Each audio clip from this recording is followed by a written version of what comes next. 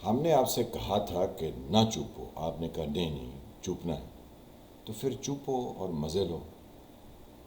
کئی سالوں سے آپ سے تواتر سے یہ کہا کہ عمران خان صاحب کے جھانسے میں نہ آئیں، یہ وقتی چونچلے ہیں، یہ وقتی نعرے ہیں، یہ وقتی باتیں ہیں، ان دلوں میں تیل نہیں، لیکن آپ نے نہیں سنا۔ آپ نے اس سے پہلے بھی نہیں سنا جب 35 سال تک نواز شریف صاحب آپ کا خون جونکوں کی طرح چوستے رہے، آپ نے تب بھی نہیں سنا۔ اچھا چلیں اب آگے چلتے ہیں، کیونکہ آپ کو بہت امپورٹنٹ باتیں بتانی ہیں۔ پرانی باتوں کو چھوڑتے ہیں جو ہم نے آپ کو بتایا، کیونکہ آپ بہت بڑے فلسفی صابر شاکر اور سمیع ابراہیم کو سنتے ہیں، جو آپ کو عمران خان صاحب کے خواب دکھاتے رہے ہیں، بس انہی کی باتیں سنتے رہیے۔ ہماری بس ایک چھوٹی سی گزارش ہے، وہ آپ کو سنانی ہے۔ آپ کی مہربانی اگر سن لیں، اگر آپ بھاگ بھی جائیں تو پھر بھی سامنا تو آپ کو کرنا پڑے گا، تو بہتر ہے ابھی سن لیں تاکہ 2-4 منٹ میں آپ کی بات سمجھ میں آ جائے۔ نہ سمجھے تو پھر اس کو کوئی نہیں سمجھا سکتا۔ اب خطرے کی گھنٹیاں بج رہی ہیں اور تواتر سے بجتی جا رہی ہیں۔ خطرہ کس کو ہے؟ خطرہ ان سب کو ہے جو اس ملک کے اندر مختلف طرح کی حرکات کرتے ہیں یا مختلف طرح کے منصوبے بناتے ہیں۔ ان میں سے ایک منصوبہ 9 مئی 2023 میں عمران خان صاحب کی پارٹی اور ان کے حواریوں اور ان کے سپورٹرز اور ان کے پارٹی کے ورکرز یا جو کہیں ان کے لیڈرز، ان سب کی طرف سے وقوع پذیر ہوا یا وہ واقعہ رونما ہوا جو عمران خان صاحب کو لینے کے دینے پڑ گئے۔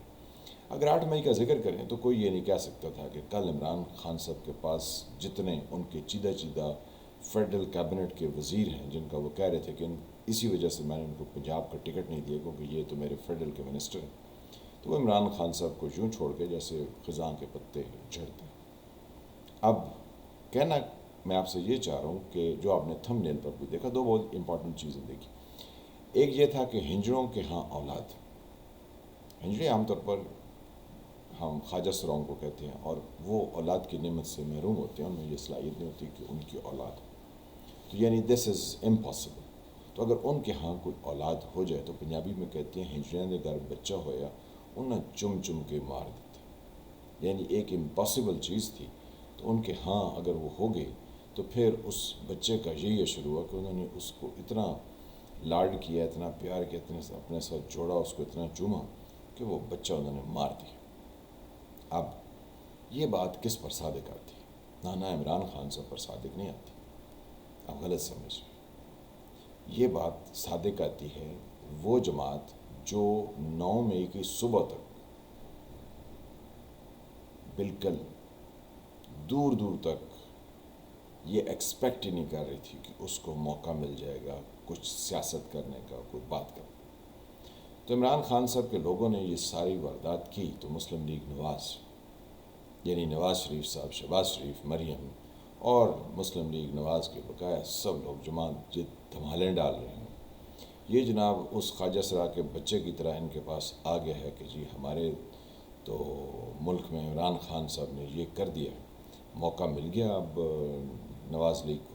وہ جناب اس قصے کو روزانہ اب چھیڑے ہوئے، یعنی پاسبل نہیں تھا کہ ان کو کوئی بیچ میں سے سیاست کرنے کا، بیانیہ بنانے کا کوئی چیز ان کو ملتی، لیکن عمران خان صاحب کے فاؤل پلے کی وجہ سے اب جناب نواز شریف، شہباز، مریم وغیرہ وغیرہ سب جناب اس ہنجڑوں کے طرح بچے کو چوم رہے ہیں، یعنی یہ یوم تکریم شہداء 6 مہینے تک مسلسل مناتے رہیں گے، صبح شام دن رات یہ جناب عمران خان صاحب کے لتے لیں گے، اس پر باتیں کریں گے کہ عمران نے یہ کیا، یہ تو دہشت گرد ہے، یہ تو غدار ہے، یہ تو فلاں ہے، کیونکہ اب ان کے ہاتھ ایک امپاسبل صورتحال میں ان کو ایک امید کی کرن دکھائی دے رہی کہ ہم اس کو ایکسپلائٹ کریں، اور وہ روزانہ ایکسپلائٹ کر رہے ہیں۔ پچھلے ایک ہفتے سے تو روز ہر لمحے ہر 2 منٹ کے بعد جو بھی بات کرتا ہے وہ اس کو ایکسپلائٹ کرتا ہے۔ تو پہلے 35 سال تک جو آپ کو لوٹتے رہے، اب یہ دوبارہ لوٹنے کے لیے ان کے ہاتھ ایک اوزار آ گیا، ایک بات آ گئی ہے جس کو یہ 6 مہینے اگلے الیکشن کے بعد تک روزانہ کہتے رہیں گے، یہ تو جناب ہم ہی ہیں آپ کے مسیح۔ حالانکہ یہ وہ مسیح تھے جنہوں نے کہا پنجاب تیری پگ کو لگ گیا تھا۔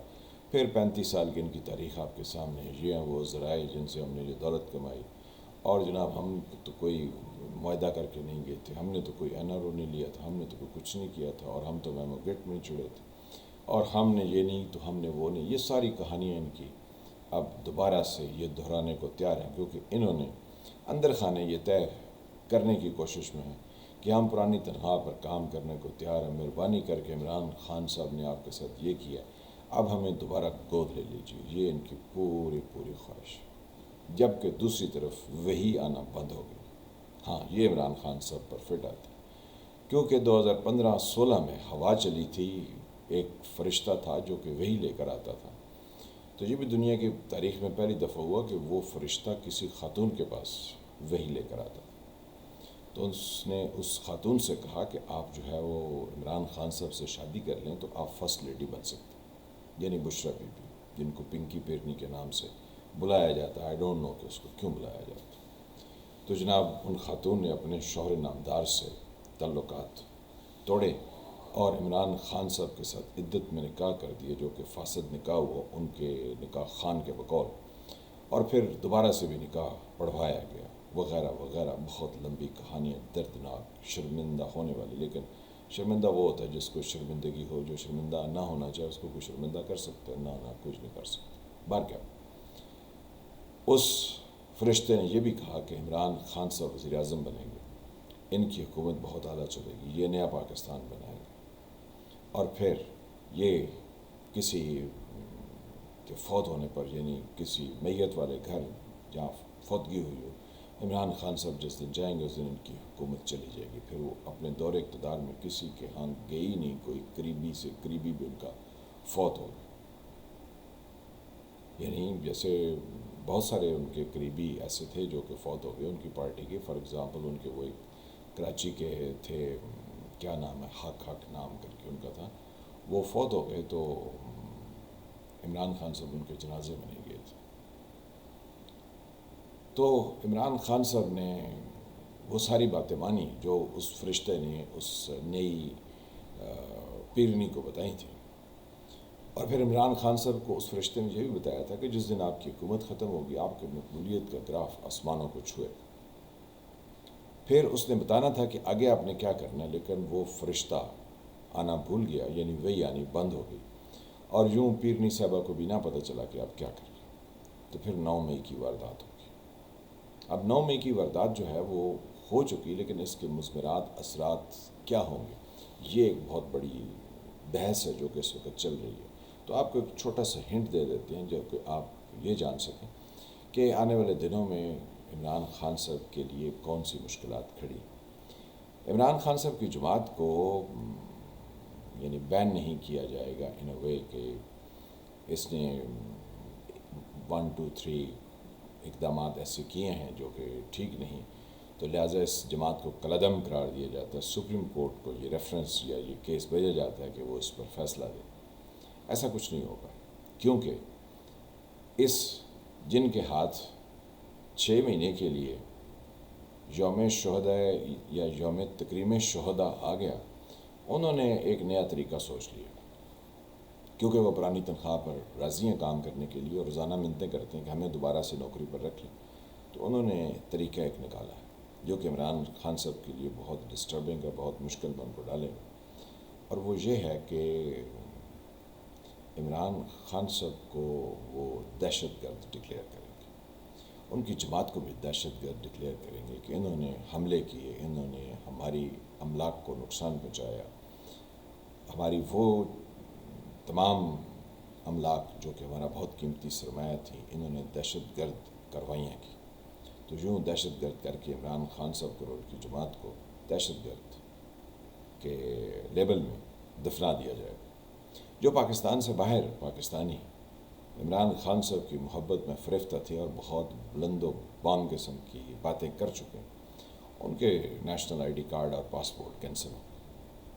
پھر حکومت پاکستان باہر حکومتوں سے مطالبہ کرے گی جہاں وہ پاکستانی رہتے ہیں کہ جناب یہ ہمارے دہشت گرد ہیں، ان کو ہمارے حوالے کیجیے. تو 9/11 کے بعد کوئی بھی باہر کا ملک، چاہے وہ یو اے ای کیوں نہ ہو، سعودی عربی کیوں نہ ہو، ویسٹرن کنٹریز کی تو بات کیا ہی کرنی ہے، کیونکہ وہ تو بالکل ہی دہشت گردی سے دور بھاگیں گے کیونکہ ان پر لیبل لگ جائے گا. تو یوں وہ تمام لوگ جو کہ عمران خان صاحب کی شان میں قصیدے پڑھتے تھے اور ہمارے اسٹیبلشمنٹ اور دیگر اداروں کے افراد کو نشانہ بناتے تھے، ان کو پاکستان کھینچ لایا جائے گا، یوں شکنجہ ٹائٹ کیا جائے گا، تو پتہ یہ چلے گا کہ جو رسی 2018 سے پہلے بہت دراز تھی، یعنی ڈھیل دے پہیا ڈھیل، تو وہ ڈھیل ہوتے ہوتے جب نو کانفیڈنس ہوئی تو بہت ڈھیل ہو گئی، پھر وہ جانور بھی ہو گئے، پھر وہ کیا ہے یعنی کانسپریٹر بھی ہو گئے، پھر انہوں نے وعدے بھی کیے اور وعدہ خلافیاں بھی کی، پھر پتہ نہیں کیا کیا الزامات لگے۔ تو پچھلے دنوں ایک تصویر آئی تھی، اس پہ آپ کو اندازہ ہو گیا ہوگا کہ کون کدھر کھڑا ہے اور کون کس کے ساتھ کھڑا ہے۔